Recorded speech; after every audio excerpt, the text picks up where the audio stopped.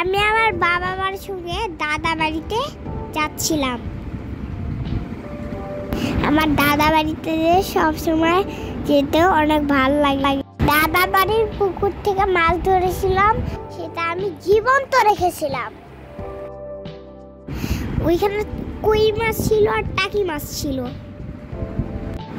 মাছগুলো দেখে আমার খুব ভালো লাগছিল, তাই আমি ওদের সঙ্গে খেলছিলাম। এগুলো সব টাকি মাছ। কই মাছগুলা পাতিল থেকে বের হয়ে আসছিল লাফ দিয়ে, আর ওই মাছগুলা অনেক কম লাফাচ্ছিল কই মাছ।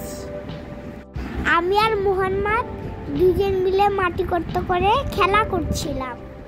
সাফন, মোহাম্মদ কে হয়? মোহাম্মদ আমার বন্ধু হয়। ও, তোমরা দুই বন্ধু মিলে পাতিল বানিয়ে খেলা করছিলে? হ্যাঁ,